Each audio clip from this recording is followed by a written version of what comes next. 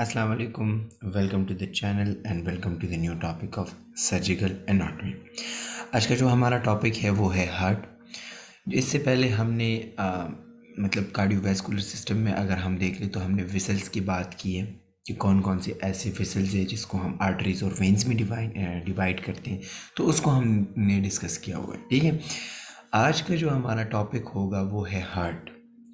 Heart हमारे पास क्या चीज़ है और इसकी इम्पोर्टेंस हमारे बॉडी में क्या है और इसकी एक्सटर्नल और इंटरनल स्ट्रक्चर हमारे पास कैसी। तो इस इन चीज़ों को हम जो है ना डिटेल में आज देखेंगे। अच्छा, तो अगर हम बात करें कि हार्ट हमारे पास क्या चीज़ है, तो इसको हम जो है ना कार्डिक कोरोनरी नाम भी दे सकते हैं। ठीक है, अगर आपके पास कोई कार्डिक या कोरोनरी का जो है ना नाम आ जाए तो इसका मतलब यही होगा कि it is related to the heart. ठीक है।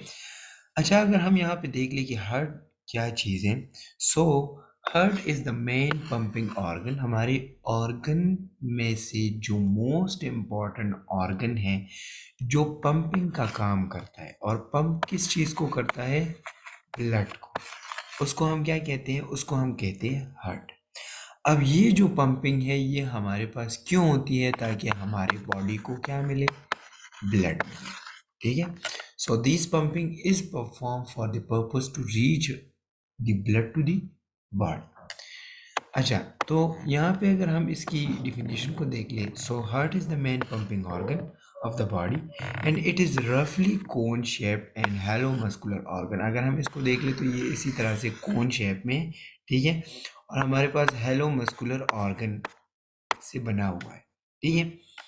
अच्छा, it is about 10 centimetre long and the size of an honour fist. जो हम आपकी जो आपका फिस्ट है ना, फिस्ट हम किस चीज़ को कहते हैं? जो हमारा हाथ है, इसको अगर हम इस तरह मुट्ठी को बंद कर लेना तो इसको हम फिस्ट कहते हैं। तो जितना मतलब आपका जो फिस्ट होता है ना, उतनी इसकी साइज होती है। अच्छा, it ways about the 225 gram in women and heavier in main that is about 310 ग्राम। तो ये ऐसी चीज़ है, इसको आप बस सिर्फ एक दफ़ा देख लें और याद कर लें, क्योंकि इसमें कोई मैकेनिज्म वगैरह नहीं है। तो हम आगे बढ़ेंगे।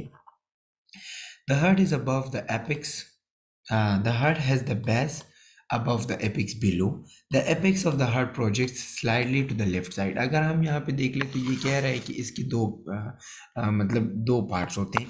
एक है हमारे पास बेस और दूसरा है हमारे पास एपेक्स। तो यहाँ पे बेस जो है ना वो ऊपर होता है और जो एपेक्स है वो यहाँ पे नीचे होता है। तो नीचे पार्ट को हम क्या कहते हैं? एपेक्स कहते हैं, और जो हमारे पास ऊपर वाला पार्ट है उसको हम क्या कहते हैं? Base of the heart. अच्छा, इसके अलावा पोजीशन ऑफ द हार्ट की अगर हम बात करें तो हमारे पास हार्ट कहाँ पे पोजीशनड है? So the heart lies in the thoracic cavity in the mediastinum. अब ये वाला जो लाइन है ना ये इंपॉर्टेंट है। अगर फॉर एग्जांपल आप देख लें कि ये हमारे पास क्या है? ये लंग्स है। ठीक है, ये लंग्स है, तो यहाँ पे हमारे पास हार्ट क्या होता है? वो पोजीशन होता है, और इस वाले एरिया को हम क्या कहते हैं? मीडियास्टिनम कहते हैं। और ये जो सारा एरिया है इसको हम थोरेसिक कैविटी कहते हैं। सो थोरेसिक कैविटी में हमारे पास मीडियास्टिनम में जो ऑर्गन लोकेटेड होता है, उसमें अगर हम कार्डियोवैस्कुलर की बात करें तो कार्डियोवैस्कुलर से हमारे पास हार्ट क्या चीज़ है? वो मीडियास्टिनम में लोकेटेड है। अच्छा, अब it lies obliquely a little more to the left than the right and are present as a base above and an apex below. The apex is about 9 centimeter to the left of the midline and the level of the fifth intercostal space. अब ये चीज़ें आपने याद रखनी है कि ये कह रहा है कि फॉर एग्जांपल ये हमारे पास लंग्स है। ठीक है, थोरेसिक कैविटी है, तो यहाँ पे जो हार्ट बना हुआ है ना ये मिड लाइन है, ये मिड लाइन है। तो जो हार्ट बना हुआ है वो स्लाइटली लेफ्ट की तरफ जाता है। ठीक है, लेफ्ट की तरफ जाते हैं, और लेफ्ट की तरफ कितना जो है ना वो जा रहा होता है? इट इज़ उसका जो एपिक्स है ये वाला एरिया, ये मिड लाइन से 9 सेंटीमीटर के फासले पे। ठीक है, और इसकी अगर हम उसकी बात करें जो हमारे पास इंटरकॉस्टल स्पेसेस है, मतलब इंटरकॉस्टल स्पेस हम किस चीज़ को कहते हैं? कि जो रिब है, रिब, ठीक है, और दूसरा रिब है, तो इसके दरमियान में हमारे पास जो स्पेस प्रेजेंट होती है इसको हम कहते हैं इंटरकॉस्टल स्पेसेस। ठीक है। सो a little below of the nipple and slightly nearer to the midline, मतलब ये हमारे पास इसकी जो एपेक्स है वो 9 centimetre away from the mid line है टूवर्ड द लेफ्ट साइड। ठीक है, ये हमारे पास जो है ना निपल पे जो है ना लिटिल बिलो द निपल जो है ना उसको स्टार्ट होती है, और इसकी जो है ना slightly near to the mid line भी होती है। And the base extend at the level of the second rib, मतलब अगर हम यहाँ पे बात कर ले तो यहाँ पे फिफ्थ इंटरकॉस्टल स्पेस, लेकिन इसकी बेस की अगर हम बात करें तो वहाँ पे सेकंड इंटरकॉस्टल स्पेस। क्लियर होगी बात? तो ये यहाँ पे आपने इस तरह से याद रखना है कि थोरेसिक कैविटी में है, मीडियास्टिनम में है, थोड़ा सा जो है ना तिरछा प्रेजेंट है, लेफ्ट साइड पे थोड़ा सा जो है ना इसका जो एपेक्स है वो 9 सेंटीमीटर लेफ्ट साइड पे गया हुआ है, फिफ्थ इंटरकॉस्टल पे इसका एपेक्स प्रेजेंट है, इसकी जो बेस है वो हमारे पास सेकंड रिब की लेवल तक होती है। क्लियर? तो इसको हम पोजीशन ऑफ द हार्ट कहते हैं। अगर आपसे कोई पूछ ले कि discuss about the position of the heart, तो आपने यही कहना है कि हमारे पास थोरेसिक कैविटी में है, मीडियास्टिनम में है, मिड लाइन से कितना जो है ना दूर है, इसका जो एपिक्स और बेस हमारे पास कौन सी लेवल पे प्रेजेंट है। ठीक हो गई बात? सॉरी, असल में मेरी आवाज़ थोड़ी सी ख़राब है, जो थ्रोट इन्फेक्शन, सो बस गुजारा ही कर ले। अच्छा, अब अगर हम organ associated with the heart की बात कर ले कि हमारे पास जो ऑर्गन्स हैं जो हार्ट के साथ एसोसिएटेड है, मतलब इसका ये है कि फॉर एग्जांपल ये हमारे पास वही लंग्स हो गए, ठीक है, ये हमारे पास हार्ट है, तो इसकी सुपीरियर पे, इंफीरियर पे, लैटरल पे, मीडियल साइड पे क्या क्या और क्या क्या चीज़ें प्रेजेंट है, कौन कौन सी ऑर्गन्स हमारे पास प्रेजेंट है, तो ये चीज़ें अब हम यहाँ पे देखेंगे। So superiorly the great blood vessels, ठीक है, सुपीरियरली का क्या मतलब है कि ऊपर, aorta, superior vena cava, pulmonary artery and pulmonary veins, ये सुपीरियर साइड पे जो है ना प्रेजेंट होती है and it is associated with the heart. अच्छा, इन्फीरियरली अगर हम देख ले यहाँ नीचे, so apex of the heart which rest of the central tendon of the diaphragm, मतलब क्या है कि इस जो हार्ट है ना ये सेंट्रल जो टेंडन है ऑफ द डायफ्राम, वहाँ पे क्या हो रहा होता है, रेस्ट कर रहा है, मतलब रेस्ट का मतलब ये है कि यहाँ पे लाइज है, lies above the central tendon of the diaphragm, क्योंकि यहाँ पे डायफ्राम प्रेजेंट होती है, क्योंकि ये और डायफ्राम क्या कर रहा होता है, सेपरेशन कर रहा है। ठीक है, तो ये इंफीरियरली यहाँ पे central tendon of the diaphragm present है। इंटीरियरली हमारे पास क्या चीज़ है, सो इंटीरियरली अगर हम देख ले तो स्टर्नम, क्योंकि वहाँ सामने बिल्कुल बोन प्रेजेंट होती है, रिब्स हैं और इंटरकॉस्टल मसल्स है। अब इसको समझने के लिए अगर आप यहाँ पे देख लीजिए, फॉर एग्जांपल ये यहाँ पे मैं लंग्स बना लेता हूँ, ठीक है, रफ सा, ये हार्ट है, तो इसके ऊपर इस तरह के रिब्स आए हुए होते हैं, ठीक है, और सेंटर में क्या चीज़ होती है, स्टर्नम प्रेजेंट होता है। ठीक है, ये इंटीरियर में हमारे पास स्टर्नम, इंटरकॉस्टल मसल्स और रिब्स प्रेजेंट होते हैं। क्लियर? अच्छा, इसके बाद पोस्टीरियर की अगर हम बात करें, सो द एसोफेगस ट्रेकिया, मतलब ये हमारे पास हार्ट है, तो इसकी पोस्टीरियर साइड, इसके पीछे साइड पे हमारे पास क्या प्रेजेंट होगा, तो एसोफेगस है, ट्रेकिया है, left and the right bronchus है, descending aorta, inferior vena cava and the thoracic vertebra, ये सारी चीज़ें हार्ट की पीछे साइड पे प्रेजेंट होती हैं, मतलब हमारे पास पोस्टीरियरली जो चीज़ें प्रेजेंट है वो हमारे पास यही है। अच्छा, इसके अलावा लेटरली अगर हम देख ले तो लेटरली सिंपल है कि ये बिल्कुल हमारे पास लंग्स के दरमियान में प्रेजेंट होता है, सो लेटरली इसके हमारे पास क्या चीज़ प्रेजेंट है, लंग्स, दोनों लंग्स।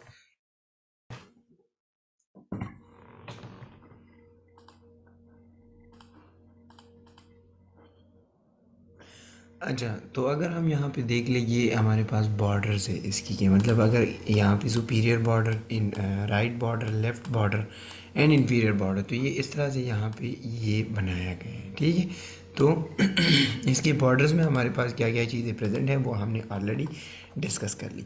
अब थोड़ा सा स्ट्रक्चर की तरफ आते हैं कि पहले तो हमने पोजीशन के बारे में बात कर ली कि जो हार्ट होता है ना, ये हमारे पास इसके इर्द गिर्द कौन कौन से ऑर्गन्स प्रेजेंट हैं, क्योंकि एनाटॉमिकली जब भी आप सर्जरी कर रहे होते हैं तो सर्जरी में आपको ये ख्याल भी रखना होता है, आपको ये देखना होता है कि इसकी इर्द गिर्द हमारे पास ऐसी कौन सी स्ट्रक्चर्स प्रेजेंट होती हैं। ठीक है। सो अगर हम यहाँ पे स्ट्रक्चर ऑफ द हार्ट की बात करें, so the heart wall is composed of 3 layers. जो हार्ट है उसकी जो वॉल्स हैं वो हमारे पास 3 लेयर्स से बनी हुई है। एक है पेरिकार्डियम, दूसरा है मायोकार्डियम, तीसरा है एंडोकार्डियम। ठीक है। अब इसको थोड़ा सा हम जाते हैं डिटेल में कि पेरिकार्डियम क्या है, क्या चीज़ है, मायोकार्डियम क्या है और एंडोकार्डियम क्या है। तो अगर हम यहाँ पे देख लें, सिंपली अगर हम इसको डिफाइन कर ले तो pericardium means outer layer and cardium means the heart layer. ठीक है। जो हमारे पास आउटर लेयर होता है वो है पेरिकार्डियम, जो मायोकार्डियम है so it is the middle layer, and जो एंडोकार्डियम है so it is the internal layer. ठीक है। अच्छा मतलब इसकी जो क्लासिफिकेशन की गई है वो आउटर से इनर की तरफ की गई है। ठीक होगी बात। अच्छा, pericardium is the outer most layer of the heart and this layer is made up of the 2 sacs of the outer sac consist of the fibrous tissue and the inner continuous double serious membrane. मतलब अगर हम यहाँ पे देख लें, pericardium जो हमारे पास outer layer है वो 2 sac से बना हुआ है, और वो 2 sacs फिर कंसिस्ट होते हैं किस चीज़ पे, एक है हमारे पास फाइब्रस टिश्यू और दूसरा है हमारे पास double layer of serous membrane. मतलब पेरिकार्डियम में हमारे पास जो सेक्स प्रेजेंट होते हैं वो 2 हैं, एक है फाइब्रस टिश्यू, दूसरा है सीरियस मेम्ब्रेन। इसके अलावा parietal pericardium and visceral pericardium, there is a small space between the parietal and visceral pericardium known as potential space, which contain only a thin film of a serous fluid between them। मतलब जिस तरह से अगर आपको याद हो हमने lungs में भी ये बात की हुई थी कि जो पेराइटल एंड विजरल लेयर है उसके दरमियान एक स्पेस प्रेजेंट होता है जिसको हम पेराइटल कैविटी कहते हैं। तो यहाँ पे भी हमारे पास पेराइटल पेरिकार्डियम और विजरल पेरिकार्डियम की बीच में एक स्पेस प्रेजेंट होता है, और वो स्पेस को हम क्या कहते हैं, पोटेंशियल स्पेस कहते हैं। और उस स्पेस में हमारे पास क्या चीज़ प्रेजेंट होती है, फ्लूइड लाइक स्ट्रक्चर प्रेजेंट होते हैं, फ्लूइड्स प्रेजेंट होते हैं। ठीक है। तो ये बात भी आपने याद रखनी है। अच्छा, मायोकार्डियम में अगर हम देख लें so it is the middle layer, ये हमारे पास मिडिल लेयर है, and it lies between the pericardium and the endocardium। मतलब जो पेरिकार्डियम और एंडोकार्डियम है इसकी दरमियान जो लेयर होता है उसको हम क्या कहते हैं, मायोकार्डियम कहते हैं। ठीक है। Structurally this layer is composed of specialised cardiac muscles. अब ये बात आपने याद रखनी है कि पेरिकार्डियम और एंडोकार्डियम के बीच में जो लेयर प्रेजेंट होता है उसको मायोकार्डियम कहते हैं, और इसमें हमारे पास कार्डिक मसल्स होते हैं। ठीक है, cardiac muscles, so which are not under voluntary control but it is seriated like skeletal muscles। each fiber has a nucleus and one or more branches। Simple अगर हम यहाँ पे बात कर लें, जो कार्डिक मसल्स होते हैं ये हमारे पास वॉलेंट्री मसल्स नहीं होते। ठीक है।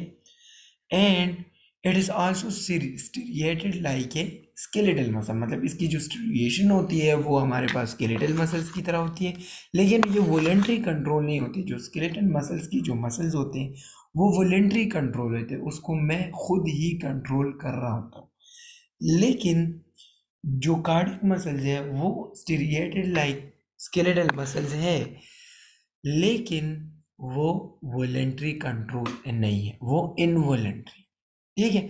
और फिर इसमें ये भी कहा गया है कि इसकी ईच फाइबर में हमारे पास न्यूक्लियस और बहुत सारे ब्रांचेस जो है ना वो प्रेजेंट होते हैं। लेकिन मेन बात यहाँ पे ये है कि पेरिकार्डियम और एंडोकार्डियम के दरमियान जो लेयर है मायोकार्डियम है, ये हमारे पास वॉलेंट्री मसल्स, इसमें हमारे पास कार्डिक मसल्स होते हैं जो वॉलेंट्री नहीं है, लेकिन वो स्टीरिएटेड लाइक स्केलेटल मसल्स होते हैं। ठीक हो गई बात। अच्छा, अब आ जाते हैं तीसरे की तरफ जो जिसको हम कहते हैं endocardium. So endocardium is the inner layer अब it is the innermost layer of the heart.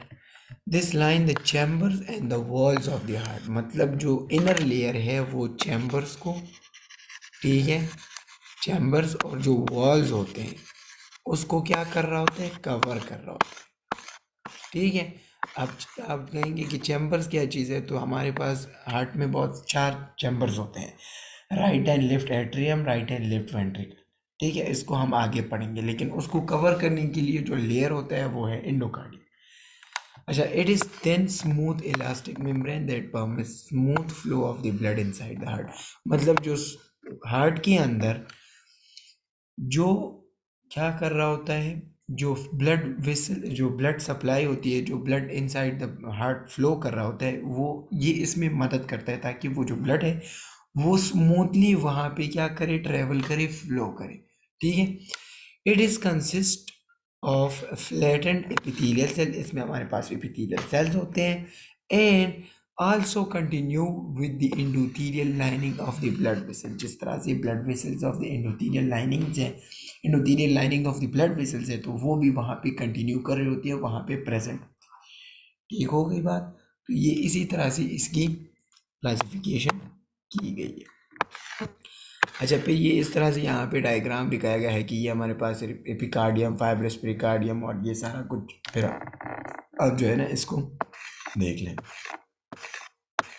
अब थोड़ा सा बात कर लेते हैं about the internal structure of the heart. अब internal structure of the heart की अगर हम बात करें, तो पहले हमने बाहर से बात की कि जो हार्ट है उसमें इसके इर्द गिर्द हमारे पास क्या चीज़ें प्रेजेंट हैं। फिर हमने ये देखा कि outer layer, inner layer, middle layer कौन सी है। अब हम थोड़ा सा हार्ट के अंदर जाएंगे, ठीक है, कि हार्ट के अंदर हमारे पास क्या चीज़ें प्रेजेंट होती हैं, ठीक है। सो वैसे आजकल के माशरे में हार्ट के अंदर जाना तो मुश्किल है, लेकिन खैर मेडिकल के ज़रिए हम जो है ना हार्ट के अंदर जा सकते हैं और उसको स्टडी कर सकते हैं। So internal structure of the heart is consist of the 4 chambers. हमारे पास 4 चैम्बर्स हैं, right atrium, left atrium, right ventricle, left ventricle. ये बिल्कुल आसान है और ये बिल्कुल बेसिक है, ठीक है। यहाँ पे ये डायग्राम सही से नहीं दिखाया गया। अगर मैं यहाँ पे इसको थोड़ा सा रफली बना लूँ तो ये इस तरह होगा, ठीक है। ये हमारे पास राइट एट्रियम, ये लेफ्ट एट्रियम, ये राइट वेंट्रिकल, ये हमारे पास लेफ्ट वेंट्रिकल। यहाँ पे सुपीरियर वेना किया हुआ, यहाँ पे इंफीरियर वेना किया हुआ। फॉर एग्जांपल यहाँ पे पल्मोनरी वेन, ठीक है, और फिर यहाँ से जो है ना एराइज होती है क्या चीज़, आयोटा, ठीक है। तो ये मैंने थोड़ा सा रफली जो है ना यहाँ पे डायग्राम बनाया हुआ है, लेकिन आपको ये पता होना चाहिए कि 4 चैम्बर्स होते हैं बस, ठीक है। अच्छा, अब हम आगे चलते हैं। सो हार्ट वॉल्स, वॉल्स क्या चीज़ है, इसका सिंपल अगर हम डिफाइन करें तो इसका मतलब है दरवाजे। हमारे हार्ट के अंदर कुछ दरवाजे प्रेजेंट होते हैं, ठीक है, जो अलाउ करते हैं ब्लड को एक चैम्बर से दूसरी चैम्बर की तरफ। ठीक होगी बात। ये मैं आपको अभी समझाता हूँ।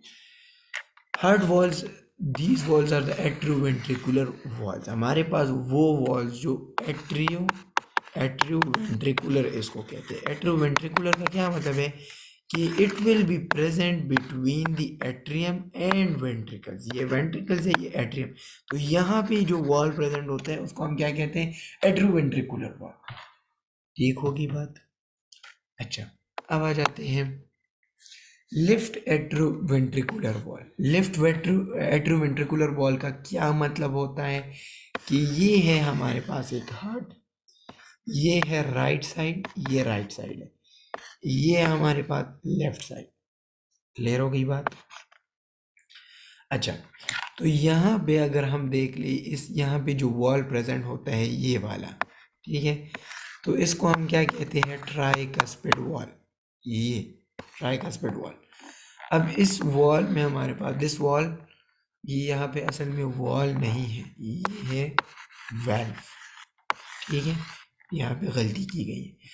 Of the heart lies in between the right atrium and the right ventricle. ठीक है, मतलब जो राइट एट्रियम और राइट वेंट्रिकल के दरमियान हमारे पास जो वॉल वेल्व प्रेजेंट होता है उसको हम क्या कहते हैं, tricuspid wall, and it consist of 3 flaps. इसमें हमारे पास 3 फ्लैप्स होते हैं ऐसे, ठीक है, are cusps. It regulate the kind of circulation and prevent backward circulation. हमारे पास जो बैकवर्ड सर्कुलेशन होती है, मतलब यहाँ पे ब्लड आ रहा है ना सुपीरियर वेना केवा से, तो ये यहाँ से राइट वेंट्रिकल की तरफ आएगा। जब ये राइट वेंट्रिकल की तरफ आएगा तो ये वाला जो वॉल है ये इसको अलाउ करेगा।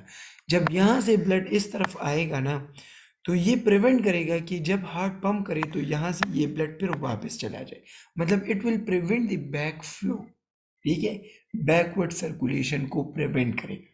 ठीक है, यहाँ से राइट वेंट्रिकल से ब्लड कहाँ पे जाएगा, लंग्स की तरफ। तो हम ये जो है ना यहाँ पे प्रिवेंट करेंगे with the help of tricuspid wall की ये जो यहाँ पे ब्लड आया हुआ है ये वापस राइट एट्रियम की तरफ ना चला जाए। ठीक हो गई बात, ये आपने याद रखना है। इसके अलावा अब दूसरा, ये तो एट्रोवेंट्रिकुलर वॉल में हमारे पास राइट एट्रोवेंट्रिकुलर ट्राइकस्पिड वॉल। दूसरा यहाँ पे प्रेजेंट होता है लेफ्ट साइड पे, left atrium and left ventricle.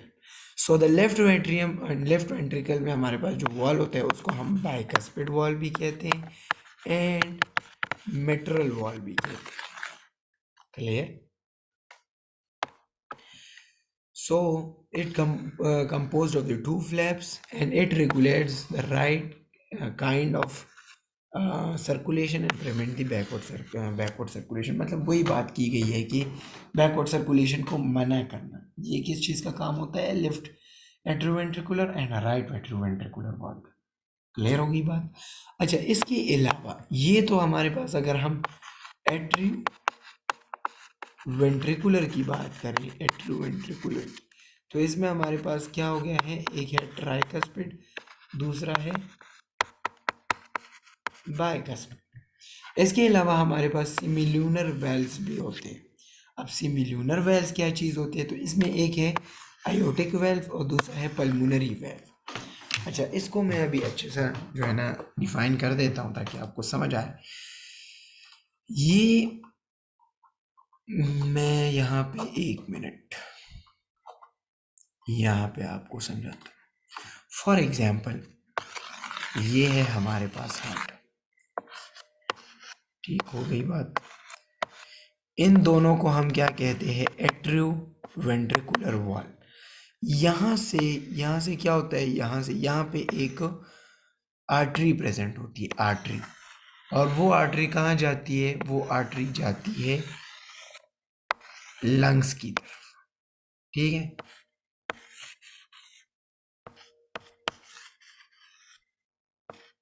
ठीक हो गई बात। इसको हम क्या कहते हैं, पल्मोनरी आर्टरी। क्लियर? अब इसके स्टार्ट में इस तरह का जो है ना एक वॉल प्रेजेंट होता है, क्या हो गया, ठीक है, यहाँ पे स्टार्ट में क्या प्रेजेंट होता है, वॉल प्रेजेंट होता है, तो इसको हम क्या कहते हैं, पल्मोनरी वॉल। क्लियर हो गई बात? अच्छा, अब दोबारा बात कर लेते हैं, वही हार्ट है, ठीक है, यहाँ पे जब ब्लड आ जाता है ना लेफ्ट वेंट्रिकल की तरफ, तो यहाँ से आयोटा एराइज होती है, यहाँ से, ठीक है, यहाँ से आयोटा एराइज होती है। अब उस आयोटा की जो स्टार्ट में हमारे पास जो वॉल प्रेजेंट होता है, उस वॉल को हम क्या कहते हैं, aortic valve। Clear? So pulmonary valve is present in the start of the pulmonary artery, which is present in the heart, and aortic wall is the valve which is present in the start of the aorta, which is also present in the heart. So atrioventricular wall, atrioventricular में हमारे पास tricuspid और bicuspid, लेकिन यहाँ पे अगर हम देख लें सिमिलूनर वॉल में, तो सिमिलूनर में हमारे पास क्या है, आयोटिक एंड पल्मोनरी। ठीक हो गई बात? तो ये आपने याद रखना है। अच्छा, अब वापस आ जाते हैं। सो यहाँ तक काफ़ी है, ठीक है, क्योंकि अभी मेरी जो आवाज़ है वो भी वो गिव अप कर चुकी है, ताकि मैं रिकॉर्ड नहीं कर पा रहा। सो यहाँ तक आप लोग जो है ना देख लें कि हार्ट में हमारे पास इंटरनल और एक्सटर्नल स्ट्रक्चर में क्या क्या चीज़ें होती हैं। इसके बाद इंशाल्लाह नेक्स्ट लेक्चर में हम हार्ट को कवर कर लेंगे, ठीक है। इसमें हम फिर एसए नोड्स और एवी नोड्स और ये बंडल ब्रांचेस और इस सब चीज़ों के बारे में बात करेंगे, और ये असल में डिटेल है और मैं अभी एक्सप्लेन नहीं कर सकता। तो मैं चाह रहा हूँ कि जब आप मेरी आवाज़ ठीक हो जाए तो मैं इंशाल्लाह आपको ये एक्सप्लेन करूँगा, ताकि आपको अच्छे से समझ आ जाए, ठीक है। लेकिन इससे पहले जितने भी हमारा जो लेक्चर्स हुए हैं ना, आप उनको देख लें और इंटरनल स्ट्रक्चर को भी स्टडी कर लें। एक और बात यहाँ पे मैं आपको बता दूँ कि एक और काम आप यहाँ पे करें कि जब आप यहाँ पे लेक्चर देख लें ना, तो 3D वीडियोस ज़रूर देखें, 3D वीडियोस। उससे आपको अच्छी तरह से बहुत ज़्यादा कुछ जो है ना, आपका जो कॉन्सेप्ट है वो क्लियर हो जाएगा। आपने जो थ्योरी पढ़ी है वो आपको 3D की शक्ल में आप जब देखेंगे ना, तो आपको समझ आएगा कि जो मैंने पढ़ा है ये क्या चीज़ होती है, ठीक है। तो इंशाल्लाह नेक्स्ट लेक्चर में मिलेंगे। दुआओं में याद रखें। अस्सलाम वालेकुम।